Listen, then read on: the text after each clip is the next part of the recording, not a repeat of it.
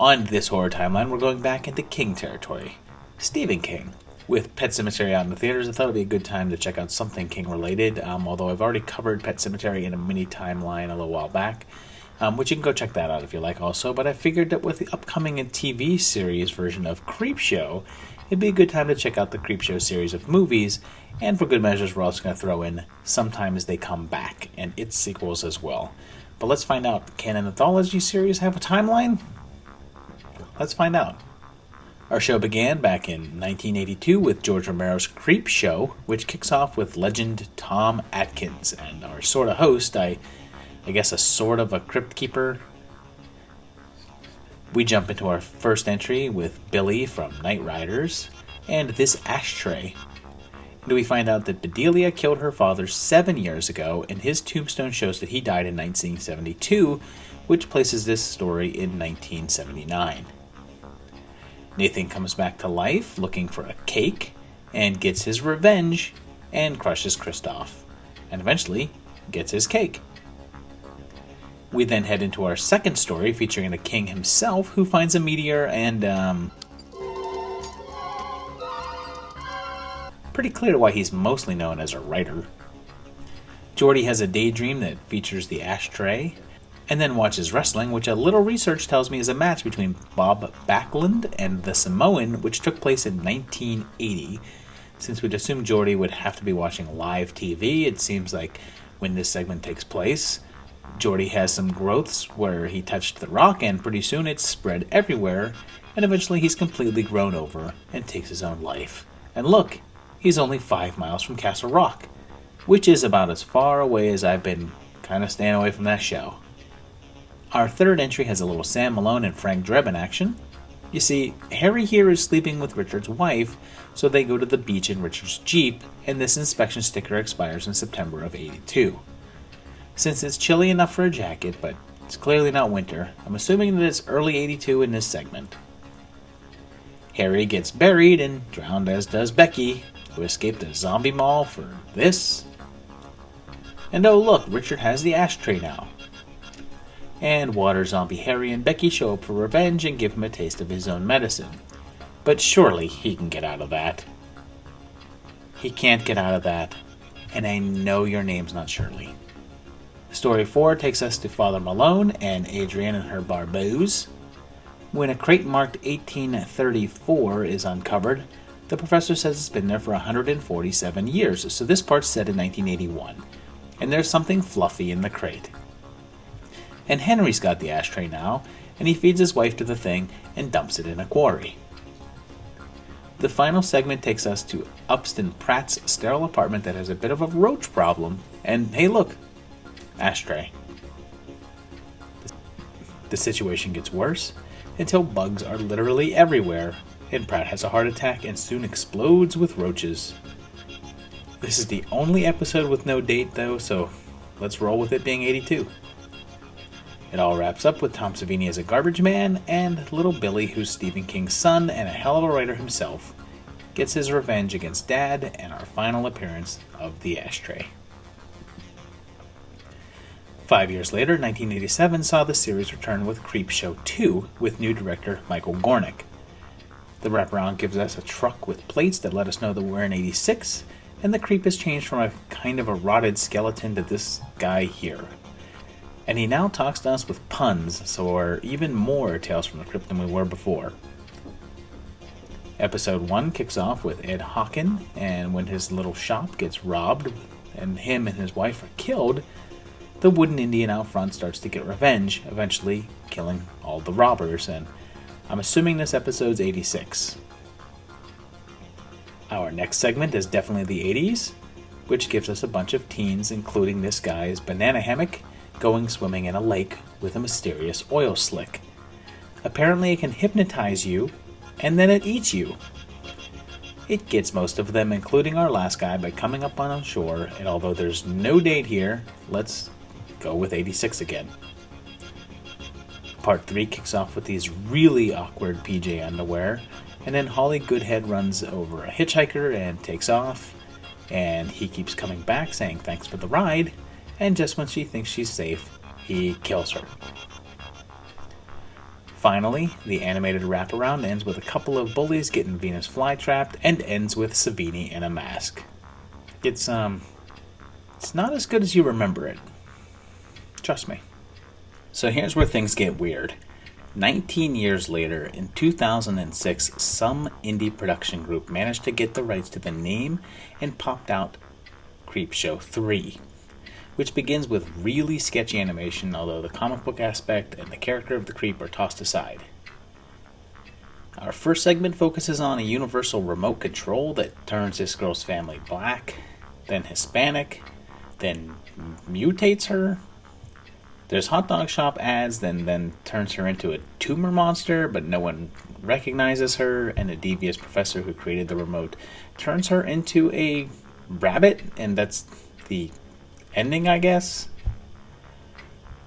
Our next segment concerns a down-and-out security guard, and more hot dog ads, and a haunted radio that talks to him, and he's soon up to his ears in robbery and murder and kidnapping. He trashes the radio, but then gets shot because he didn't listen to it, and the pimp gets his money because he also has a radio. What a twist. In segment 3, which actually takes place before segment 2 based on the pimp's appearance here, and this hooker is a killer, but her John is too, I guess. She stabs him, but he's a monster thing and eats her, and hey, that's a universal backlot. I thought that this one was some cheap cash-in, but I mean, it had backlot money? Ugh. Next up, the professor is back, and this invite shows us that it's 2005 and set in Creepyville. And the wedding's at the First Church of Creeps, which, okay, that's my church. Then these guys appear, and we're set at the same time as the last one, because here's the prostitute, but after the first one, because here's Alice. They suspect the professor's fiancée is a robot, but they're wrong, and they kill her because she's a mail-order bride. The end. Next up, universal backlot again. This doctor gives a homeless guy a hot dog that kills him, and then acts like a jerk, and the professor is back, and he needs a voodoo spell to bring his girl back to life. And then we see the demon guy, and he gets the hooker's card, but hold up. If the professor needs to bring his girl back to life, then this is after the last segment. But at the same time those guys were headed into his house, the hooker had already arrived at the demon guy's house, so this makes no sense to their own timeline. They wanted to do kind of a Pulp Fiction-y thing where everything kind of bounced around in time, but they tried. The homeless man keeps showing up saying, "Thanks for the good hot dog," which I guess is a reference to the hitchhiker from part 2, and then there's some more monsters, and the doc has a heart attack, and we wrap up with the professor marrying his now zombie bride, and the hot dog guy turns into, I guess, the creep, maybe? I don't know. So, although that was it for the actual franchise, it should be noted that Stephen King, George Romero, and Tom Savini were involved in the film version of The Tales from the Dark Side. And even though that there's been rumors that it was intended to be Creepshow 3, but everything seems to be that it was more of an inside joke than an actual shooting agenda. I'll be covering this one soon in an episode of Failure to Launch, so look out for that. Now we jump to our second franchise from King, Sometimes They Come Back. The first entry of which came out in 1991 and kicks off with Otter returning to his hometown. And he says his brother died there and he left at 9 years old. He's a new teacher and he's teaching seniors. This kid's jacket says that he is the class of 91, and the sign behind them says it's 291 days till graduation, which means it's the start of the school year, and our film takes place in 1990. He says he's been away 27 years, which seems to be a magic number for Stephen King, and things coming back. When Jim was young, he and his brother were attacked by a gang, including the weird science jerk that wasn't Robert Downey Jr. His brother is stabbed, and the gang is killed by a train. Strange stuff occurs as a ghost car starts killing, and the gang leader shows up young and alive. And this tombstone shows us that Wayne died in 1963, so 1990 makes sense. Another dead creep shows up, and they show their true faces. Then it turns out that one of the gang survived and is still in town, and it's Larry, but Daryl and Daryl aren't around. And the boys come after Jim's family. It's revealed that Jim stole their keys that day, which caused them to get hit by the train, and they want revenge. They go back to the tunnel with his kidnapped wife and kid. They kill Mueller. Ghost Norman shows up, and a ghost train destroys the gang. Which is pretty jarringly different than the story it's based on, but that's King adaptations for you. Well, you knew they would come back. It's in the title. So in 1996, we saw Sometimes They Come Back, ... again. It starts with Bert Gummer finding out his mother died, so he takes the next Karate Kid back home, and Jan Brady's here. And in a flashback, young John teams up with Ham Porter, and we meet Tony Reno, our future demon villain, played by the late Alexis Arquette, who then shows up in present day. Back in the past, the boys meet Tony by movie location fun. This is the backside of Bronson Canyon, otherwise known as the Batcave from the classic Batman series. The gang kills John's sister and gets electrocuted, and old John gets gloves. Oh, Mr. Porter, you keep them. You keep them for a while because you may need to use them again. I wonder if he will. This guy drives the world's unsafest looking lawnmower. I mean, look at this thing. Well, it does this.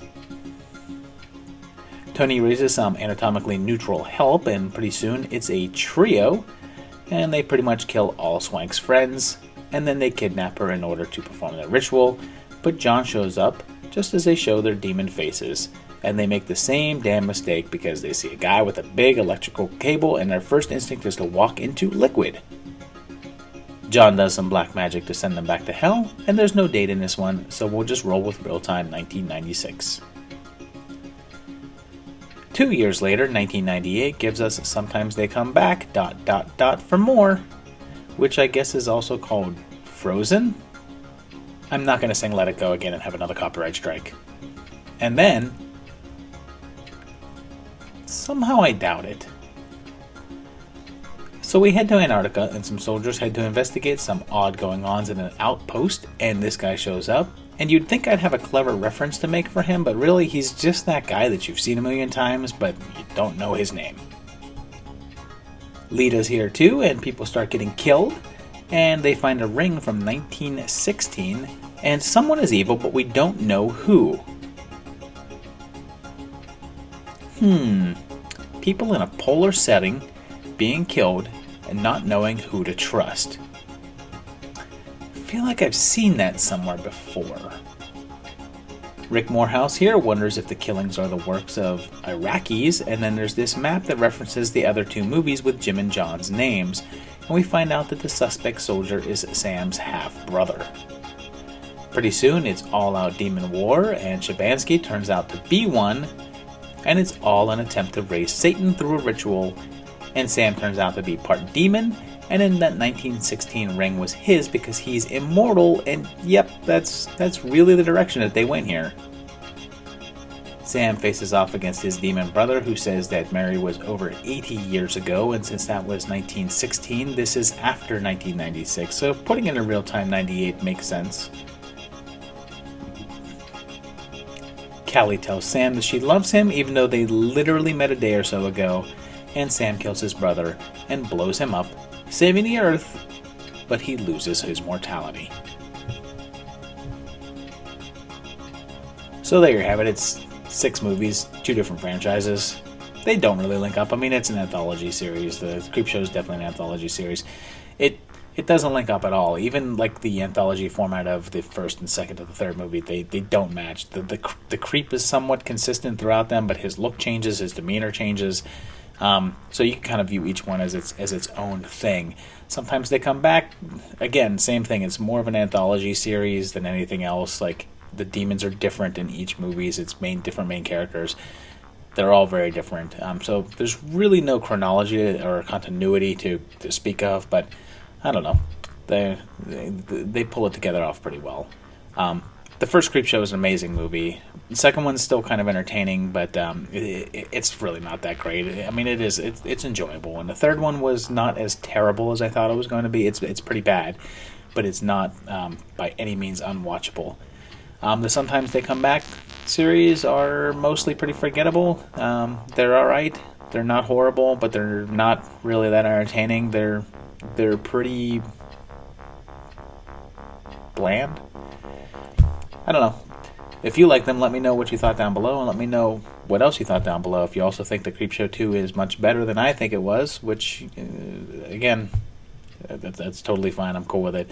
Let me know that down below. You can call me names. It's all right.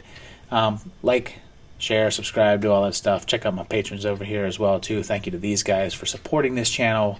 You can as well, too, by going to patreon.com/movietimelines and kicking in some cash for the series to keep going, which it will. And I'll see you in another couple of weeks for another great video. Thanks, bye.